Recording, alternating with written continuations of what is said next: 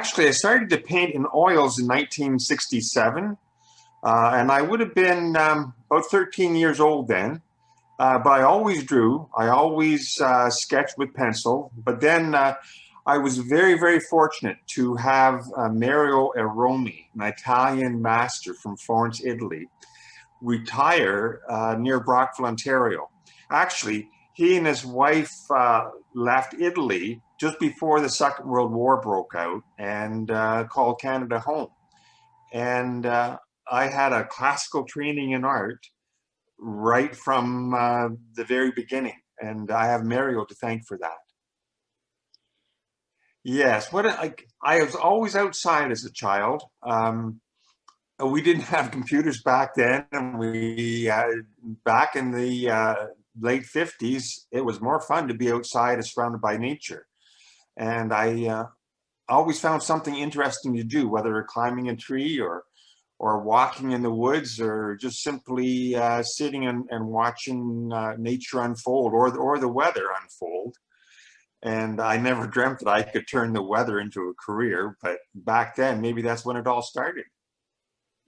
Well, actually, weather seems to be the great conservation starter. And there's always weather around. And with climate change, if I may say that, weather's becoming more severe. And we have to really address the climate change issue, but that's a whole other story. It did intertwine. Actually, I see it as art and science is very much the same thing, and they complement each other too. So when I started to do plein air painting back in the early 1990s, I found that weather really encouraged me to paint quickly, to observe quickly, to get the colors right, and the details didn't matter. The feeling of the scene still came through without the details. And I guess I was also inspired by the art of the Group of Seven, Tom Thompson in particular. He observed the reality of weather, and I also turned that into a bit of a career too, because I would do a lecture series on the science in the art of Tom Thompson. And I called him a weather fan, or certainly a weather enthusiast. He might have not understood the physics behind the clouds he was observing, but he was intrigued by what the shapes might mean. And I was fortunate enough to have the science background to understand the meteorology as well. So the two complement one another very nicely. You noticed that, yes. Yeah.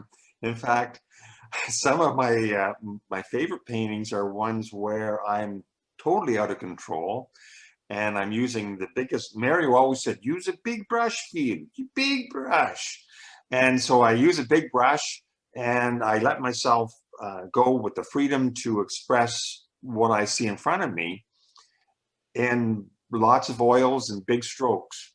That's when I'm at my best. Now, but sometimes I get caught up in the detail too. So, hey, that's life. Yeah, we've moved across Canada with my career, which has been just eye-opening. Be it Newfoundland or the Maritimes, Alberta, North Bay. All of Canada is beautiful in different ways, and I get a chance to paint wherever that might be. I really do. Like lately, it's been strictly Ontario with the COVID isolation, so I don't stray far from home, in fact. But we're blessed with nature all around us here in Eastern Ontario. I would have to say the canoe trips that I did to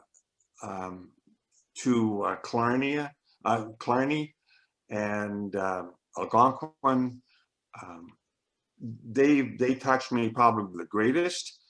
But for the last 10 years, I've been painting pretty much exclusively, well, either Georgian Bay or around home, which is the Frontenac Arch Biosphere of Eastern Ontario. My wife and I are blessed to have 150 acres of pretty much untouched nature. and we've kept it that way. We live in a small part of that 150 acres, and the rest is totally devoted to nature. And we have bears, we have bobcats, wolves, and they belong here. The best day is when I'm free to get up and I go right outside right away, even before coffee. And then you get that morning light, which is very fleeting. And then after that, like in a plein air painting, if you're not done in an hour, you're overworking it. So I still have time for coffee, and on a really good day, I'll do 4 paintings. One in the morning light, one in the mid-morning. Then over lunch, I'm pretty tired, so I take a little bit of a siesta, and then I do the same thing again up till sunset. And then it doesn't take long to fall asleep when it gets dark. So that's a perfect day. They don't happen all that often anymore because there's the responsibilities of life.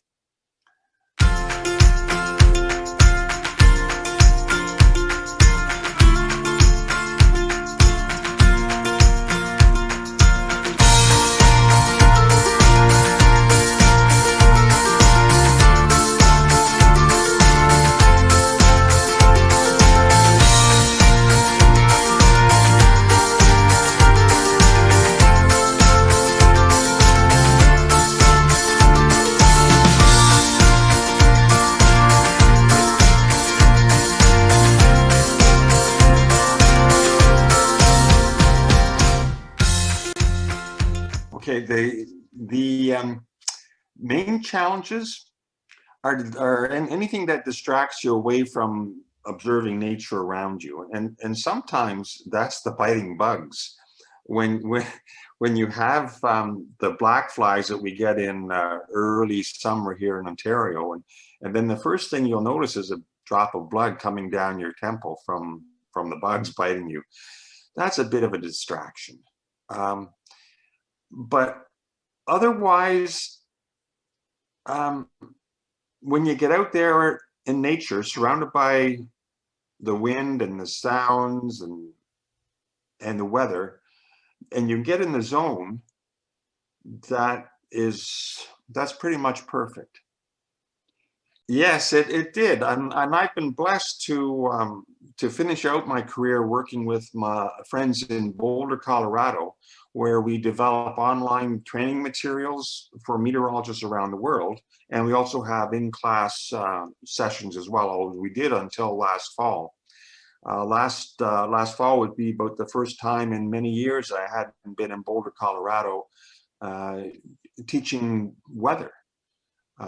For a couple of weeks in the fall. So that might not happen ever again, in fact, with the way COVID is. But yeah, weather's taken me all around the world. In fact, I've actually done training in the Scandinavian countries and Germany and Iceland. It's been a good career. As a meteorologist, did you have to draw or? Well, with meteorology, you don't have to draw. But I found that when, like, the atmosphere taught me some things early on in my career, because I was blessed to become a meteorologist at the same time we had the remote sensing tools come online, like Doppler radar, satellite imagery, conventional radar. And with the artist background, those lines and shapes that I could see in the data told me what the meteorology was doing. And I could relate that to the science that I was taught in university. And I wanted to share that meteorology with the other people on the shift. And so I would start drawing lines, deformation zones, wind maximums, all these things that we could relate to other fields in meteorology and understand what the weather was really doing. And that was the first time I think some people made that connection. And that, in fact, something that I did my entire career. I did a lot of hand waving when I didn't have a pencil and paper in front of me, and just trying to impart those ideas. And I'm still doing it. I'm still blog about the weather.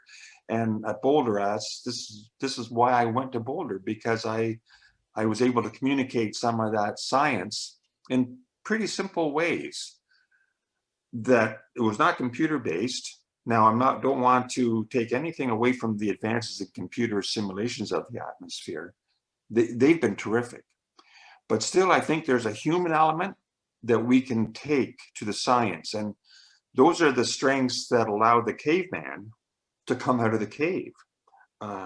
Because if they couldn't understand the shapes and patterns in front of them, then they ended up on the food chain. So I think we have that skill set even now. And if we use it, we can improve on the computer simulations that we still enjoy, but do even better. As an Every artist, sky. Sorry. oh no, go ahead, go ahead. No, I get every sky. Whenever I see a sky, those lines all mean something to me, and a lot of the times I have to paint it, and then I'll explain the science using my painting as the graphic. I just did one a few weeks ago about contrails. There aren't many jets flying now with the COVID isolation, but this one lone contrail across the sky had some patterns in it that I had to explain. So I did the painting, and then I explained the meteorology. But it was something that I first saw back in the Maritimes when I was first off course as a meteorologist. And but this is the first time I painted it.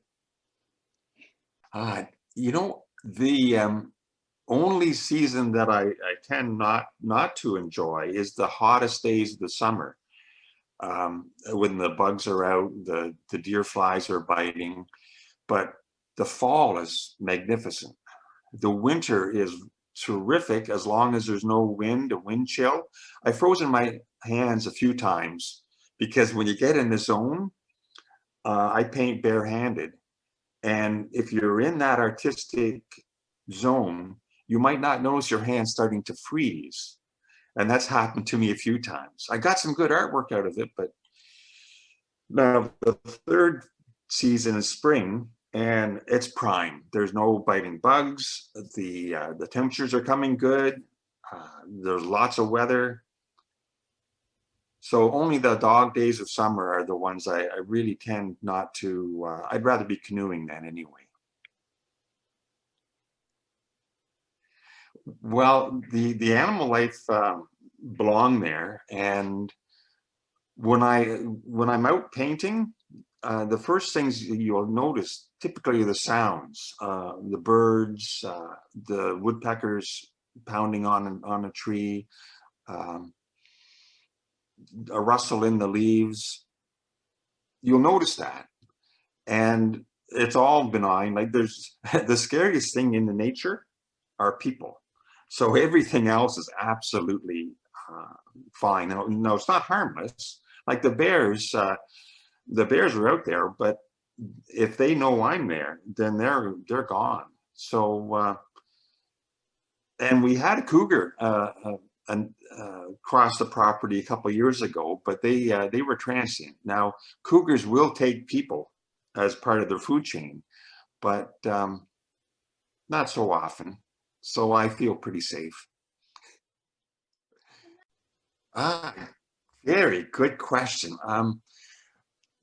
I'll use hog's hair brushes as big as I can for the subject matter that I'm working with. And I'm very careful how I grip the brush. You want to grip the brush away from the bristles, farther down the handle as you can possibly get. And so that's nice and loose, and I use as much oil as I can. And in fact, I will use a palette of oils for weeks on end, because I'll put them in the freezer to keep the oils usable. And towards the end of their life, they'll get a little bit gummy and thick, but that adds a lot more texture to the oils as well. So to the canvas. So that's okay. I like to use the best oils I can. Oils are expensive. I don't know how some of the earlier artists did it, but there's no point using something that's not going to be true 100 years from now. And so I use the good stuff, and it's expensive, but I can't see any other way to do it. Because you have to be honest to yourself as an artist, and also honest to the patrons that have already supported your art, and the patrons who might enjoy that art 100 years from now. Now, we don't know where our artist career is going to lead us. Nobody knows that. And I'm just happy that now I can paint as much as I possibly can, especially during COVID isolation. It's not much different than my normal lifestyle. And every day surrounded by nature with a paintbrush is pretty special. Yeah, my palette, yes. So I have pictures of my various palettes over the years. I'm a woodworker. My dad was a woodworker, and I learned not enough from him, but enough things. So I've made all my own palettes, and they're fairly large, but I grip them with my left arm, and they rest on my left forearm, and I use that as my mixing surface. And I always put my colors in the same order around the edge of the palette. So it's a working surface that I'm very familiar with, and I've been painting for, well, since '67 in oils. So over that time, you get an instinct on how to match a color that you see in nature. You can mix that color almost perfectly with whatever's on your palette. I did build a palette, which is a replica of Tom Thompson's studio palette, and I use that still. I use that a fair bit. And what I'll do is, after my oils get really old, I'll scrape it off, and I'll use some of the resulting colors that are blended together as very rich browns and grays, and I'll use those too. I don't waste anything. I remember an art historian talking about some of the unusual gray colors that Tom Thompson used. Well, Tom was no richer than any of the other artists. We're all kind of poor. So he didn't waste anything. So he was just doing the same thing I do, mixing up these old colors and getting something really rich that you can't buy in a tube. Yes, Tom Thompson, I know all artists have a difficult life in one way or the other. Like Tom was really very, like, he was poor. Most artists are. Like I'm happy that, like, I worked 36 years as a meteorologist, so I have a pension, and we don't travel. My wife and I just enjoy our property, so we get by okay. And so I have an affinity for Tom Thompson and the Group of Seven, because they were trying to give a voice to the beauty of Canada in their art. Prior to that, most of the art that was displayed in Canada originated from Europe. And so they felt that the Canadians could represent their own country more faithfully in art. And they did that. They accomplished that. So yes, I'm very inspired by the Group of Seven and Tom Thompson. And the other thing that they did was they realized that nature, the natural world, was the basis for everything. And if we squander that, then we don't have much. A.Y. Jackson and a couple other members of the group were instrumental in preserving Killarney as a provincial park. And I would like to do the same thing in the area around where we live. The Frontenac Arch Biosphere is special. We have gray rat snakes here, and a lot of people are terrified of them because they're big. We have them 6 feet long here, and they coil around the front yard and on the sidewalk, and they're our friends. but some of the people who visit us don't see it that way. I had some plein air artists, a black rat snake crawled underneath their easel, and yeah, I can still see her in my mind's eye, jumping up and running away.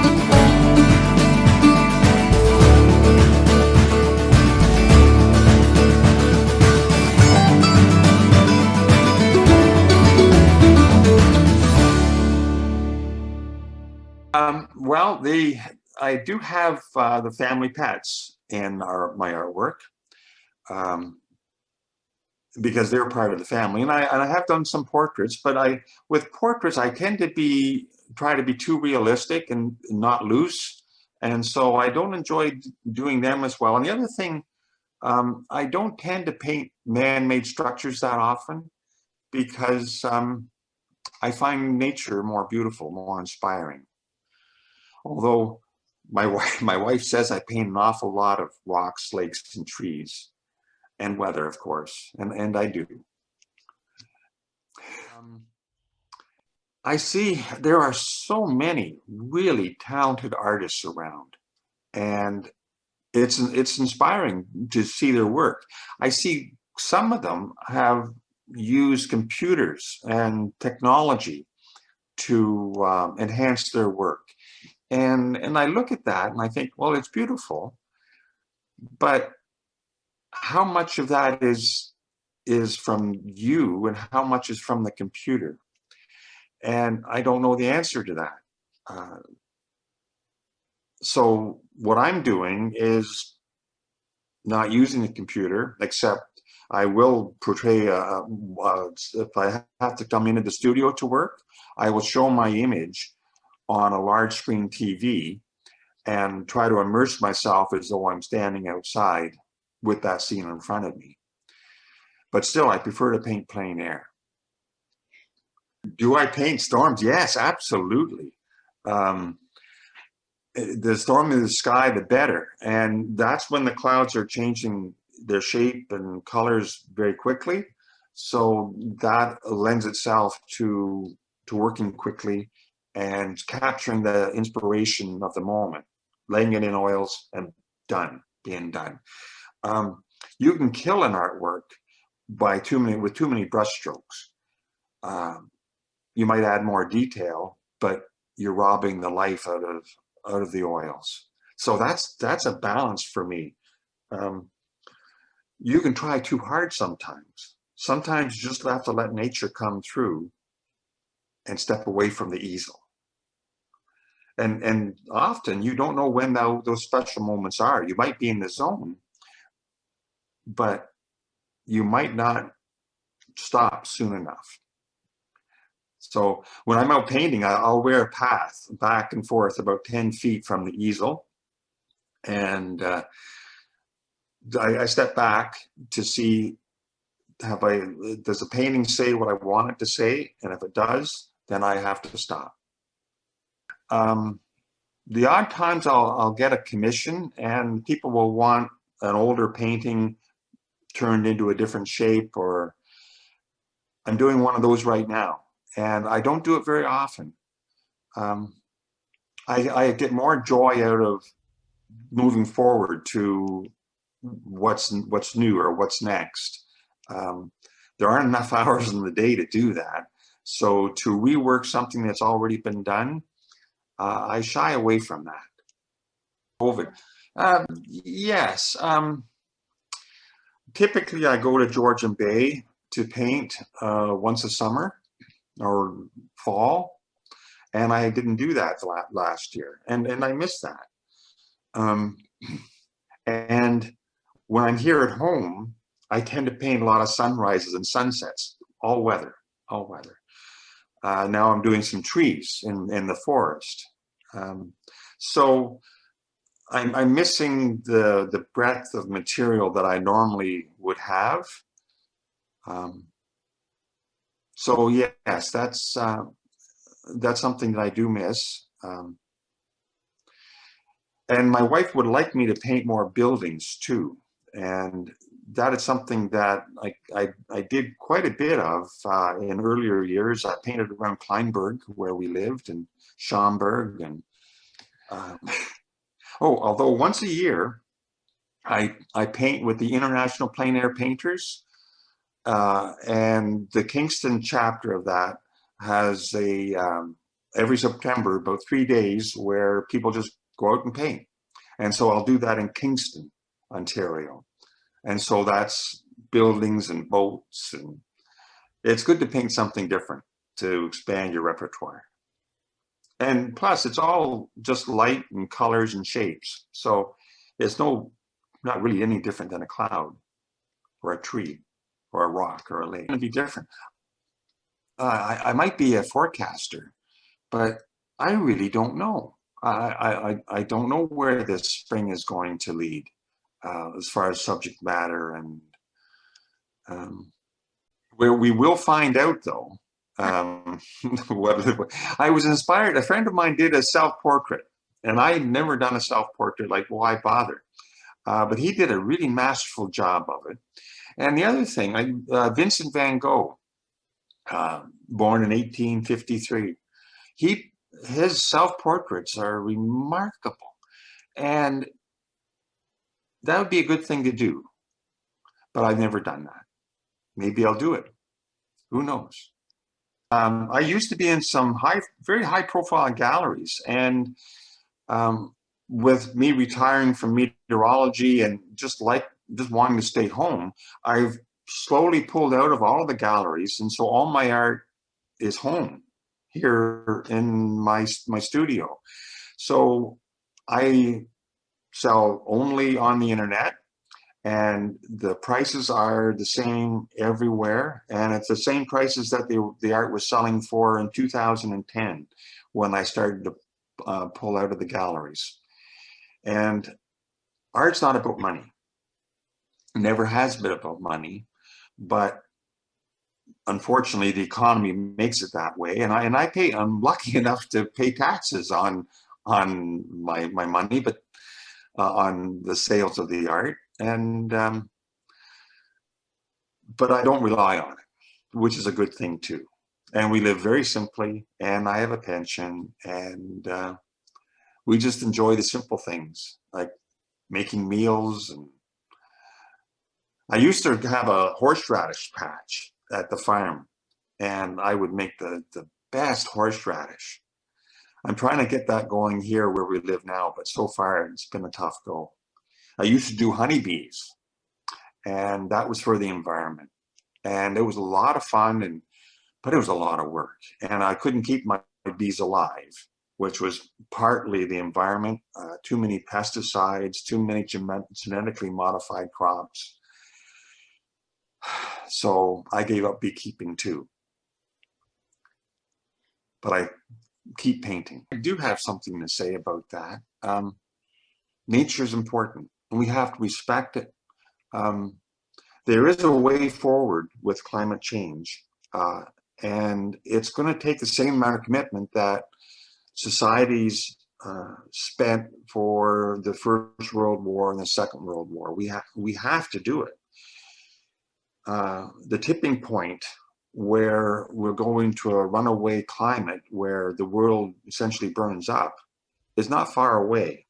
And so what we have to do is wean ourselves off fossil fuels. And I say the people who want to keep us locked into the carbon economy, I call them fossil fools. I like to try to see the humor in things, even though it's a very serious matter. The group of seven, Tom Thompson, they realized how important nature was. And if we lose touch with the natural world, then we've lost everything. So there's hope in the new generation. My generation didn't do it. And the one just after me became entitled, where everyone had rights and freedoms, but nobody had responsibilities to step up and help their neighbor or nature. It was all about making money, and that's not important.